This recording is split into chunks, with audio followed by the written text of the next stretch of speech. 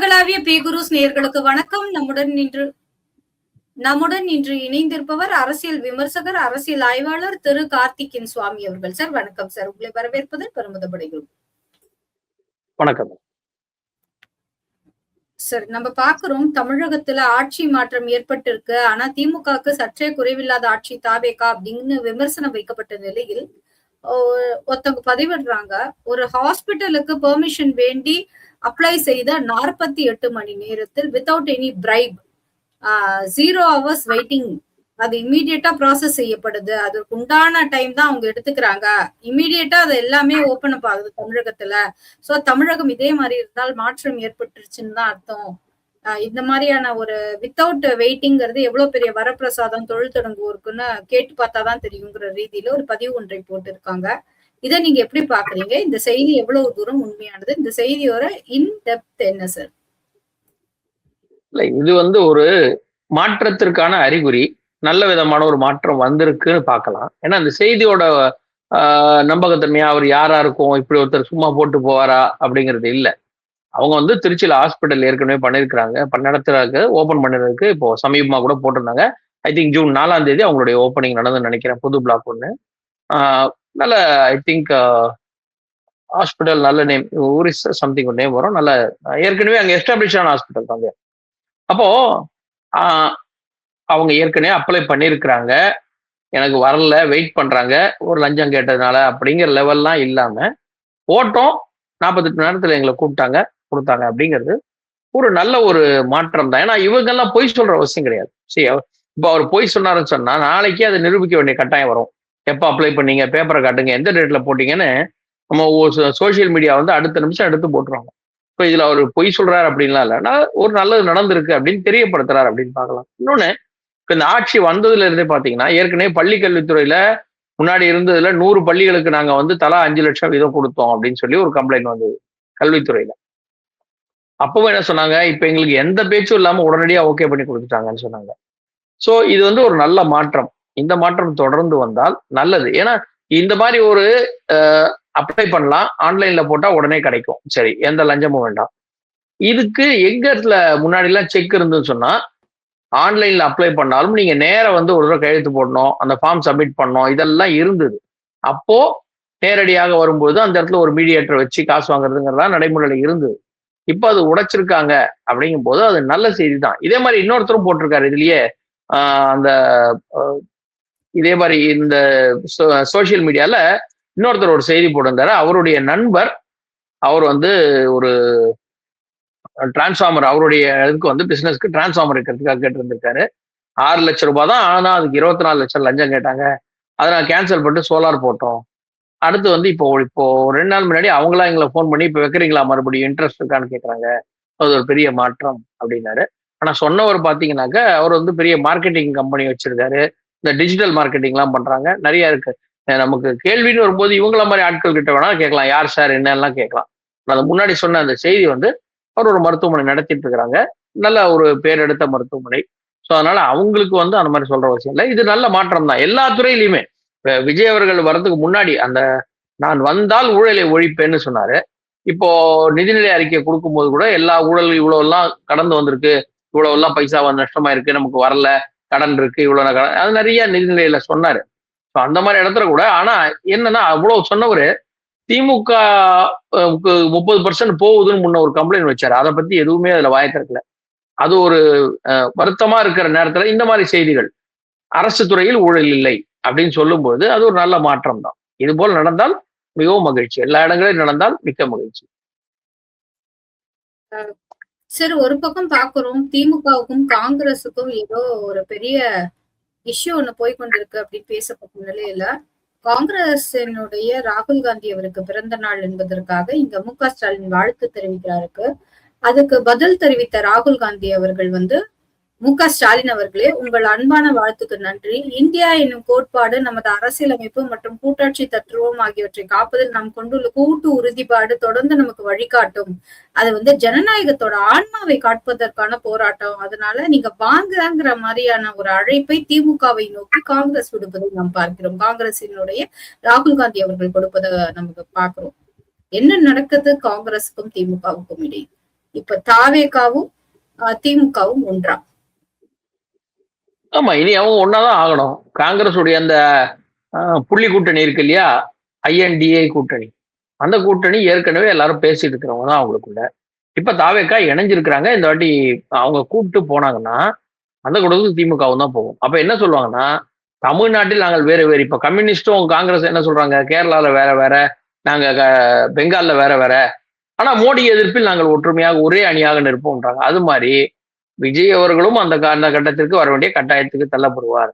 இப்ப நீங்க காங்கிரஸ் கூட்டணியில இருக்கிறோம் அப்படின்னா நீங்க எங்களுடைய கூட்டணி தான், அப்ப ஐஎன்டிஏ கூட்டணியில் தான் இருக்கிறீங்கன்னு அவருக்கு, ஏன்னா மற்றவங்க எல்லாம் இருக்கிறாங்க, திருமாவளவன் இருக்காப்ல, கம்யூனிஸ்டுக்கு எல்லாருமே அங்கதான் இருக்காங்க, யாருமே இல்லாம இல்ல.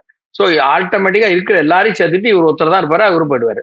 போகும்போது திமுக அங்க இருக்கும். ஆனால் வழக்கம் போல அந்த பாராளுமன்ற தேர்தலும் போது காங்கிரஸ் தனியா நிற்கும். திமுகவா தாவேக்காவா அப்படிங்கிற ஒரு குழப்பத்துல தனியா நின்று வேடிக்கை பார்த்துட்டு இருப்பாங்க. யார் என்ன சொல்றாங்க, அதுக்கப்புறம் நம்ம போலான்னு நிப்பாங்களே ஒழிய அவங்களா முடிவெடுக்க முடியாது. இப்போ இந்த காங்கிரஸ்க்கு இவர் வாழ்த்து சொல்றாரு ராகுல் காந்திக்கு, அவங்க திரும்பி நன்றி சொல்றாங்கன்னா இதெல்லாம் ஒரு என்ன சொல்றது, ஒரு ஜிமிக்ஸா கூட பண்ணுவாங்க. விஜயை கன்ஃபியூஸ் பண்றதுக்கோ இல்ல மக்களை குழப்பறதுக்கோ, நாங்க என்ன காங்கிரஸ் எங்க கூட தான் டச்ல இருக்கு, நாங்க 2 பேரும் நல்லா பேசிட்டு இருக்கோம் காட்டுறதுக்கு. ஏன்னா அவரு பப்ளிக்கா வாழ்த்து போடும் போது பிரதர்னு போடாம சார்னு போட்டாரு. இப்ப இவங்களா போய் வலிய அவர்கிட்ட பேச வேண்டிய கட்டாயத்துக்கு இருக்கிறாங்க. இந்த அரசியல் எப்பவுமே திமுக பண்ணும். அதாவது அவங்க 2 பேர் நெருக்கமா இருக்கிற மாதிரியும் மற்றவர்கள் கூட்டணியில விலக்கிட்ட மாதிரி எல்லாம் இவங்க கணக்காட்டுவாங்க. அது எப்பவுமே திமுக செய்யக்கூடிய ஒரு அரசியல் தந்திரம். அரசியல் தந்திரம். இப்ப சம்பந்தமே இல்லாம ஒருத்தட்ட போய் அட்ரஸ் என்ன சார் அப்படின்னு கேட்டு, பாத்தீங்களா அவர் எங்கிட்ட எவ்வளவு நல்லா பேசினாரு அப்படிங்கிற கதையா இவர் ஒரு வாழ்த்து சொல்லிட்டு நாங்க 2 பேரும் ஒன்னா இருக்கோம் அப்படின்னு காட்டிக்கிறாரு. இப்போ ஐஎன்டிஏ கூட்டணி கூட அவங்க போல, மீட்டிங் கூட திமுக ஏதோ காரணம்லாம் சொன்னாங்க, ஆனா மீட்டிங் போல.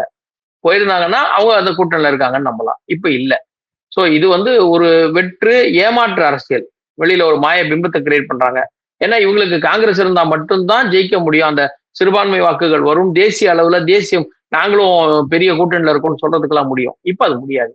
அதனால அந்த அந்த டச்சை அப்பப்போ மெயின்டைன் பண்ணிக்கிட்டு நாங்க 2 பேரும் ஒன்னா இருக்கோம் அப்படின்னு சொல்லிக்கிட்டு அந்த டிராமாவை பண்ணுவாங்க.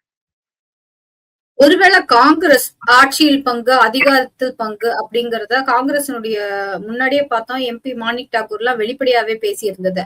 ஒருவேளை அதை மனதில் வச்சு தாவேகாவுடன் கூட்டணியை பெற்றுவிட்டு இப்போ ஆட்சியில பங்கு, அதிகாரத்துல பங்கு கிடைச்ச பிற்பாடு ஏன் பழைய நண்பரை நம்ம விடணுங்கிற ரீதியில திமுக கிட்ட பேசுறாங்களோ? இல்ல இப்போதைக்கு இல்ல. ஏன்னா இன்னும் 5 வருஷத்துக்கு இந்த மந்திரி சபை, தாவேகா மந்திரி சபையில் தான் அவர்கள் இருக்க போற, விட்டெல்லாம் போக மாட்டாங்க. அப்ப அந்த பாராளுமன்ற தேர்தலும் போது ஏதாவது ஒரு முடிவு எடுக்க வேண்டும். அப்ப திடீர்னு போய் அன்னைக்கு காலையில பேச முடியாது இல்லையா? அதனால இப்போல இருந்தே ஒரு டச்ல இருக்கிற மாதிரி ஹாய் ஹலோ சொல்லிக்கிட்டு பேசிக்கிட்டே இருக்கிற மாதிரி இருந்துட்டு, நாங்க தான் அன்னைக்கே ஃப்ரெண்ட்ஸா இருந்தோமே உங்களுக்கு தெரியாதாங்கிறது. இந்த ஒரு நகைச்சுவையா சொல்லுவாங்க, ஏதாவது ஒரு விஷயம் நடக்கிற வரைக்கும் வெயிட் பண்றது, அதுக்கப்புறம் நான் அன்னைக்கே சொன்னேன், நான் அப்பவே சொன்ன பாத்தீங்களா அப்படிங்கிறது, அது நடக்கிற வரைக்கும் காத்திருந்தது. அந்த மாதிரி நாங்க அன்னைக்கு கூட பாத்தீங்களா, ஆட்சியில உடனடியா அந்த அடுத்த மாதம் நான் அவர் வாழ்த்து சொன்னேனே, அவர் எனக்கு திருப்பி நன்றி சொன்னாரே பாத்தீங்களா அப்படிப்பாங்க. இது திமுகவின் ராஜதந்திர அரசியலில் ஒண்ணு. அவங்க எப்பவுமே அதை பண்ணுவாங்க. கலைஞர் ஆரம்பிச்சது. ஏன்னா அண்ணாதுரை அவர்கள் காலத்துல இந்த மாதிரி கிடையாது. சண்டை போட்டா டைரக்டா சண்டை கொடுப்பாங்க இல்லையா, பாச பிணைப்புனா அப்படியே சேர்ந்துருவாங்க. 67 வரைக்கும் அடிச்சுப்பாங்க. பல பதவிக்கு கரெக்டா 15 நாள் பொறுத்து என் தலைவர் ராமசாமி சொல்லிட்டு அங்க போய் சேர்ந்தாங்க. அது வரைக்கும் அடிச்சது 20 வருஷம் சரியான சண்டை 2 பேருக்கும். அது மாதிரி இவங்க அதுக்கப்புறம் கலைஞர் அவர்கள் உருவாக்கிய அரசியல் எல்லாரோடும் நட்பாக இருப்பதாக காட்டிக்கொண்டே இருப்பது. எப்ப யார் உதவுவாங்கன்னு தெரியாது. டக்குன்னு அந்த நேரத்துல அவங்க கூட சேர்ந்துக்கலாம் அப்படிங்கிறது. இல்லைன்னா முடியுமா, யோசிச்சு பாருங்க. 96ல ஒரு கூட்டணியில சேர்றாங்க, 98ல ஒரு கூட்டணி சேர்றாங்க, 99 ஒரு கூட்டணி சேர்றாங்க, 2004 ஒரு கூட்டணி சேர்றாங்க. அதாவது தேவகவுடா வந்தாலும் இவங்க இருப்பாங்க, குஜரால் வந்தாலும் இருப்பாங்க, வாஜ்பாய் வந்தாலும் இருப்பாங்க, மன்மோகன் சிங் வந்தாலும் இருப்பாங்க. அது எப்படி ஒரு கட்சியால முடியும்? அது திமுகல மட்டும்தான் முடியும். சோ அந்த ஒரு அரசியல் தான் அது. ராஜதந்திர நகர்வாக எல்லாரும் முன்னாடியும் நல்லா இருக்கும் அப்படின்னு சொல்லிக்கிட்டே அப்படியே ஓட்டிக்க வேண்டியது. எவ்வளவு அடிச்சாலும் வலிக்கல அப்படின்னு வெளில பேசிட்டு நட்போட இருக்கிற மாதிரி இருந்து தேவைப்படும் போது அவங்களும் டக்குன்னு சேருவாங்க. நாளைக்கே தாவேகா கூட ஒண்ணு சேர்ந்தானா கூட ஆச்சரியப்படுறதுக்கு இல்லை. அப்ப டக்குன்னு 2009 சொல்லுவாங்க, விஜய் அவர்கள் பாத்தீங்கல்ல கலைஞருக்கு செலவு வைக்கணும்னு சொன்னாரு, அந்த ஒரு கொள்கையில தான் எங்களுக்கு பிடிச்சு போச்சும்பாங்க. எதுவும் நடக்கலாம் இங்க. அதுக்காக முன்னேற்பாடா இந்த நகர்வுகளை செய்கிறார்கள். தனியார் பள்ளி அங்கீகாரங்கள் அதே மாதிரி பாத்தீங்கன்னா திமுகவினுடைய முன்னாள் பள்ளிக்கல்வித்துறை அமைச்சர் அன்பில் மகேஷ் அவருக்கு ஒரு நெருக்கடியை ஏற்படுத்தி தருமா? அது அங்கீகாரத்துக்காக இல்லைன்னா அங்கீகாரத்தை புதுப்பிக்கிறதுக்காக லஞ்சம் கொடுத்தோம்னு சொல்றதும், அங்கீகாரம் கேட்டாலே தலா பள்ளிகள் இவ்வளவு தரணும் அப்படின்னு சொல்லி 2 புகார்கள் வந்து தனியார் பள்ளி கூட்டமைப்பினுடைய தலைவர்கள் அந்த வச்சிருக்காங்க. இத நீங்க எப்படி பாக்குறீங்க? இது முன்னாள் பள்ளிக்கல்வித்துறை அமைச்சருக்கு நெருக்கடியா? கண்டிப்பா நெருக்கடி தான். ஏன்னா இப்ப அவர் மேல அந்த நான் பல இடங்கள்ல சொல்லிட்டு இருக்கிற மாதிரி தொடர்ந்து ஏற்கனவே அந்த ஸ்கூல் எல்லாம் சேர்ந்து ஒரு 100 ஸ்கூல்ஸ் நாங்க ஆளுக்கு 5 லட்சம் ரூபாய் கொடுத்தோம் அப்படின்னாங்க. ஆனா தனியார் பள்ளி இருக்கிறது நிறைய இருக்கு. 1, 2 எல்லாம் கிடையாது. ஒரு 100 கணக்குல போயிட்டு இருக்கும்போது ஒரு 100 பள்ளிகள் மட்டும் நாங்கள் கொடுத்தோம் அப்படின்னு சொல்றது அது எந்த கூட்டமைப்பா? அவங்க தனி கூட்டமைப்பா? அதுல ஏதாவது ஒரு பிரிவு இருக்கிறதா? அவர்கள் மட்டும் எதற்கு தலா 5 லட்சம் ரூபாய்? அப்ப மத்தவங்கள்ட்ட எல்லாம் வாங்கினாங்களா? இந்த கூட்டமைப்பு வாங்கி கொடுத்துச்சா? வாங்கி கொடுக்கலையா? நிறைய கேள்விகள் இருக்கு. ஆனா இவர் வந்து ஆஹ் ஆஹ் வாங்கினாரா அப்படின்னு பார்த்தா இதுக்கு முன்னாடியே ஸ்மார்ட் கிளாஸ் திட்டம் அதுல வந்து 500 கோடி ரூபாய் ஊழல் நடந்து அந்த நிதியில 500 கோடி ரூபாய் நிதியில ஊழல் நடந்திருக்கு அப்படின்னு சொல்லி அவர் பேர்ல பேர் வந்துச்சு. இன்னொன்னு அவர் வந்து இன்றைக்கு இந்த தாவேகா ஆட்சி இருக்குது அப்படின்னாலே அதுக்கு மூல காரணமாக இருப்பது இவர்தான், அன்பில் மகேஷ் அவர்கள். ஸோ ஒரு ஒரு நன்றியோடு பார்த்தால் அவரை விட்டுருவாங்க அப்படின்லாம் ஏதாவது கேலியா கூட சொன்னாங்க நண்பர்கள்லாம். அதெல்லாம் அப்படி இல்லை. ஒரு கேஸ் ஸ்ட்ராங்கா இருக்கு. ஏன்னா பல ஒருத்தர் ஒரு கூட்டமைப்பா வாக்கு இது கொடுத்துருக்காங்க வாக்குமூலம்.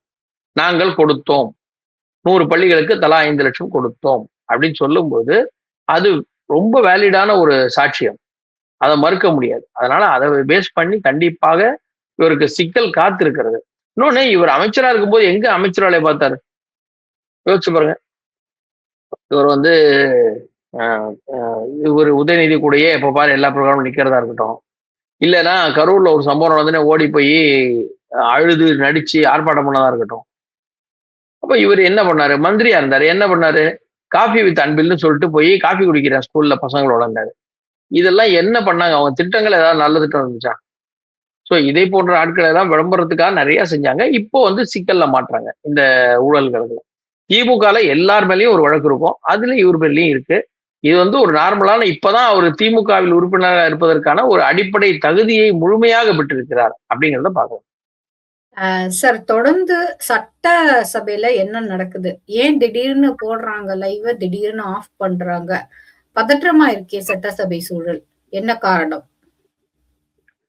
இல்ல அது டெக்னிக்கல் ஃபால்ட். எல்லாமே சொல்லிடுவாங்க டெக்னிக்கல் ஃபால்ட்னு. இவங்கள நம்ம கேட்டா அதான் சொல்லுவாங்க. ராஜ்மோகன் அவர் சொன்னாரு, தலைவர் ஆணைக்கிறங்க முதல்வர் அவர் சொன்னாரு இந்த மாதிரி பண்ணணும்னு, நம்ம லைவ் போட்டுட்டோம்னாரு. அது எதிர்கட்சிகள் பேச ஆரம்பிக்கும்போது கரெக்டா கட் ஆகுது. அது வந்து எல்லா அரசும் இப்படிதான் பண்ணுவாங்களா? இவங்களாவது இப்ப மாற்றம்னு சொன்னோம் நல்லா பண்ணாங்கன்னு சிறப்பா பாராட்டும் போது இந்த ஒரு இடத்துல ஏன் சர்க்கல்? அதை விடலாமே. ஒண்ணும் யாரும் உள்ளுக்குள்ள தப்பாவும் பேச போறது இல்லை. நம்ம தமிழ்நாட்டை பொறுத்த மட்டும் தப்பா பேசுறதோ, தமிழ்நாட்டை பொறுத்த மட்டும் தப்பா ஒரு சபையில பேசுறதோ கிடையாது. மைக்க தூக்கி அடிச்சதெல்லாம் அந்த காலம், இப்ப கிடையாது. சோ அவங்களுக்கு அது பிரச்சனையே இல்லை. இப்ப போடலாம் தாராளமா. இப்ப பிரேமலதா விஜயகாந்த் பாத்தீங்கன்னா சொல்றாங்க உள்ள தனி மனித துதி தான் ரொம்ப பாடுறாங்க, புகழ் பாடுறாங்க, அதெல்லாம் நிறுத்தணும் அப்படின்றாங்க. இவங்க இருக்கும்போது பேசுனதெல்லாம் இவங்களுக்கு மறந்து போச்சு. சோ அதனால இன்னைக்கு வந்து அதாவது இவங்கன்னு நான் மீன் பண்றது இவங்க கட்சிக்காரங்க. விஜயகாந்த் அவர்கள் இருந்த போது பேசினது, அவங்க கட்சிக்காரங்க பேசினது எல்லாமே வந்து எப்படி இருந்ததுன்னு தெரியும். அதனால அவங்க வந்து இந்த லைவ போட்டிருந்தா இந்த மாதிரி பேச்சுக்களை கேட்க வேண்டாம். நீங்களே பாத்துங்க அது இருக்கு பாரு அப்படின்னு சொல்லிடலாம். அந்த வகையில பார்த்தா லைவை நிறுத்தாம போடணும். போட்டாதான் அதுக்கு ஒரு நல்ல ஆட்சிக்கு ஒரு நல்ல பேர் வரணும் அப்படின்னு நினைச்சாங்கன்னா அதுல எந்த கோளாறும் பண்ணாம கை வைக்காம அதை அப்படியே போடுறது அப்படிங்கிறது தான் நல்லா இருக்கும். சார், அது என்ன சார், வார வாரம் சனிக்கிழமை மாற்றுக் கட்சியினர் இணைப்பு விழா இந்த வாரமும் உண்டா? கண்டிப்பா இருக்கும். கண்டிப்பா இருக்கும். இவங்க 5 வருஷம் பொறுத்து பாருங்க, மறந்து போய் இவங்க கட்சிக்காரங்களையே கூட்டிட்டு வந்து இவங்க கட்சியில சேர்க்க போறாங்க. 5வது ஆண்டு அந்த முடியும் போது இவங்களுக்கே ஆளு வெளில என்ன பண்றது, சரி நம்ம ஆளுங்களே மறுபடியும் சேர்ப்போம் சொல்லிட்டு இவங்க ஆளுங்களே கூட்டு வந்து லைன்ல நிக்க போறாங்க. சரி, அது ஒரு கட்சியில இருந்து ஒருத்தர் வராருன்னா அவர் கூட ஒரு 100 பேர் இருப்பாங்க, 200 பேர் இருப்பாங்க.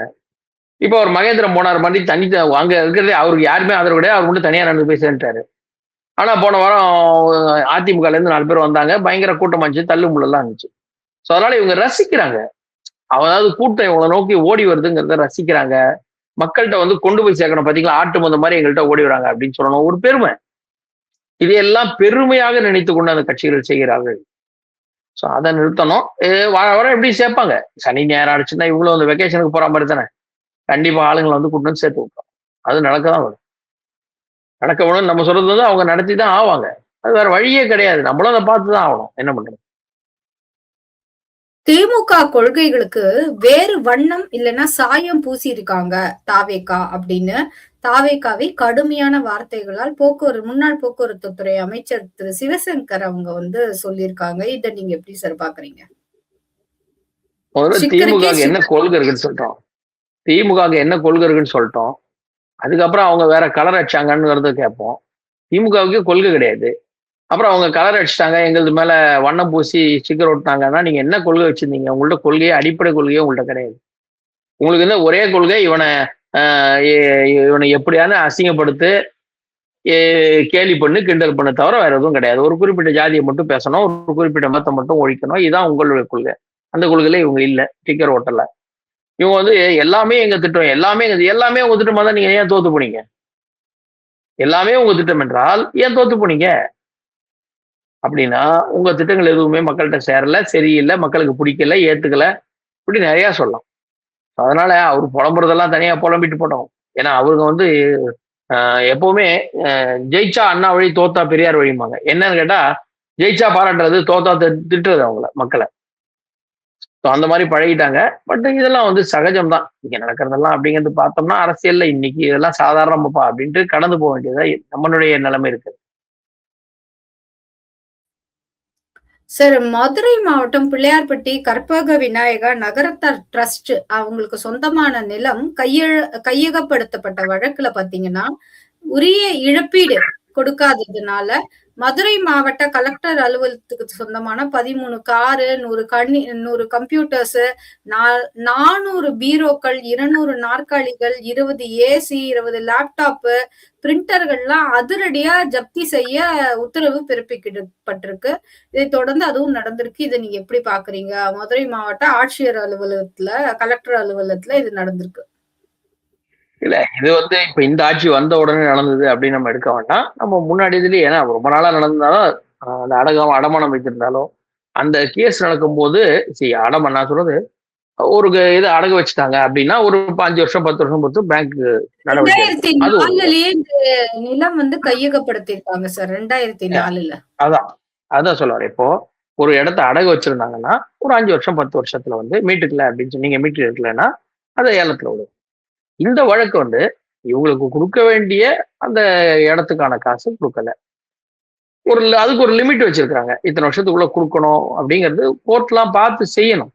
ஸோ அதெல்லாம் அவங்க யோசிக்கிறதே இல்லை. ரொம்ப வருஷமா இந்த கேஸ் இழுபறல. 21 வருஷம் கிட்ட, 22 வருஷம் கிட்ட அந்த கேஸ் இழுத்துருக்கு. இப்ப அவங்களுக்கு அந்த நஷ்டஈடு பணம்ங்கிறது வந்து அந்த இடத்துக்கு கையகப்படுத்தப்பட்டதுக்கான பணம்ங்கிறது வந்து எப்படி ஆயிடுச்சுன்னா, அவங்களுடைய மன உளைச்சலுக்கு ஒரு நஷ்டஈடு மாதிரி.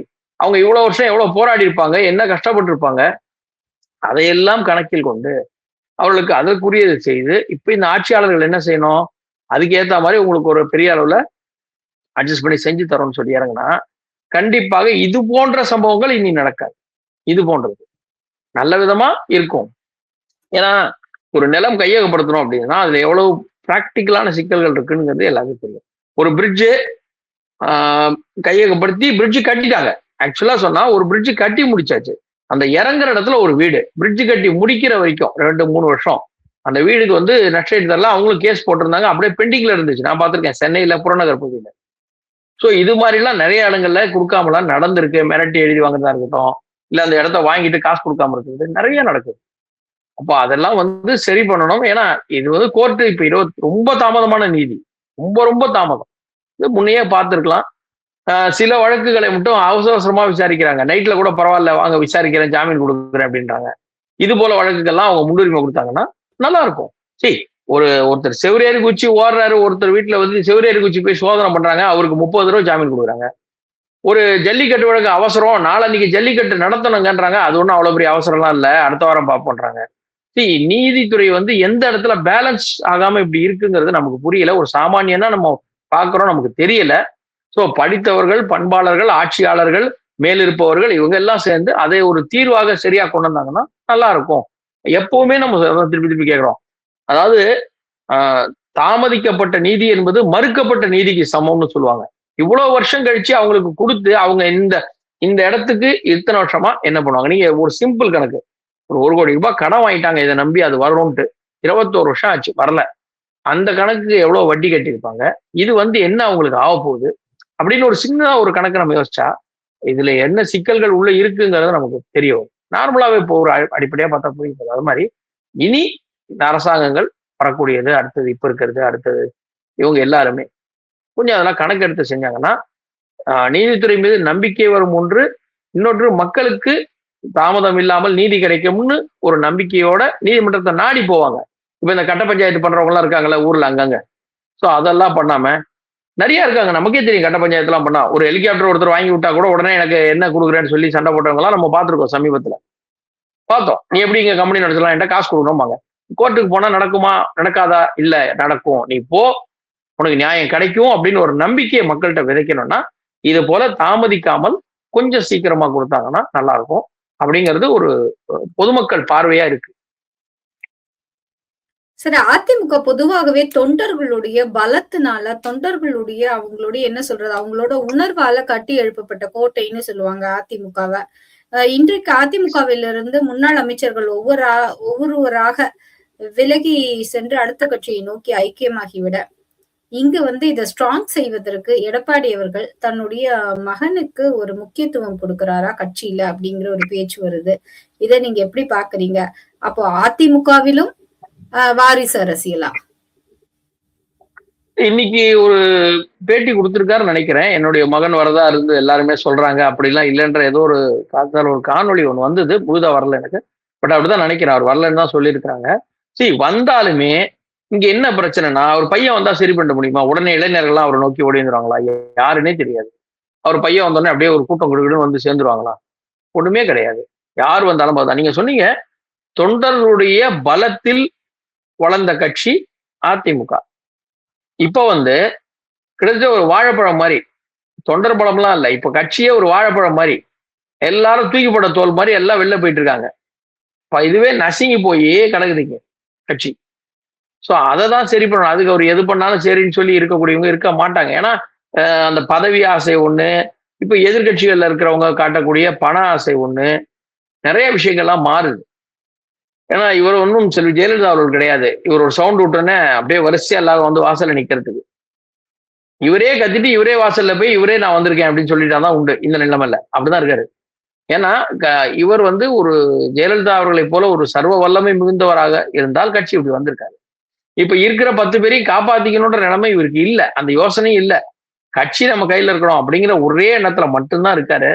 அதுக்கான காரணங்கள் தான் யாருக்கும் புரியல. இவ்வளவு பெரிய கட்சியை காப்பாத்தாம விட்டுருக்கீங்களே, உங்க பையன் பேரெல்லாம் வருவாங்களான்னு ஊர் பேசுது. இது வரைக்கும் நீங்க அந்த மாதிரி இல்லையே, எப்படி இப்படி எல்லாம் பேச்சு வர வச்சீங்க? நீங்களா ஆள் விட்டு பேச விடுறீங்களா, இல்ல திமுக பேச விடுதா? இதெல்லாம் என்னங்கிறத அவர் தான் விளக்கமா சொல்லணும். ஒண்ணு. இன்னொன்னு, இவர் பையன்ல யாருமே இப்ப வந்தாலும் அடுத்த 6 மாதத்தில் இதை எப்படியான இந்த கட்சியை கபலீகரம் பண்ணணுங்கிறது தான் 2 கட்சியோட எண்ணமாவும் இருக்கு. எதிர்கட்சியில இருக்கிறது அந்த 2 கட்சி, ஆளுங்கட்சி எதிர்கட்சி. சோ அதை முறியடிப்பு முதல்ல யாரும் போகாம காப்பாத்துவோம், அதுக்கப்புறம் கட்சியை காத்துவோம் அப்படின்ற நிலைமையில் தான் இப்ப இருக்கிறாரு. ஸோ அவருடைய முடிவு என்ன என்பதை அவர் தான் அறிவிக்கிறேன். ஏன்னா எந்த ஒரு ஸ்ட்ராட்டஜிக்கல் மூவ் பண்ணாம சும்மா உட்காந்துக்கிட்டு யாரும் போக மாட்டாங்கன்னா எல்லாம் போயிட்டே தான் இருக்காங்க அவசியம். ஸோ அதனால அவர் கொஞ்சம் மாறணும். அந்த அடுத்த தடுப்பாட்டம் ஆடி அதுக்கப்புறம் திரும்பி என்ன சொல்லுவாங்க, பேக் டு ஃபார்ம் அப்படிங்கிற மாதிரி ஒரு ஆட்டம் ஆடினார்னா கரெக்டா இருக்கும். ஏன்னா இப்போதைக்கு எல்லாருமே வெளியே இருக்காங்க. அதை ஒரு முதல்ல வெளில போறவங்கள தடுக்கிறதுக்கு முயற்சி பண்ணோம். அப்பதான் கட்சி மீண்டு வரும்.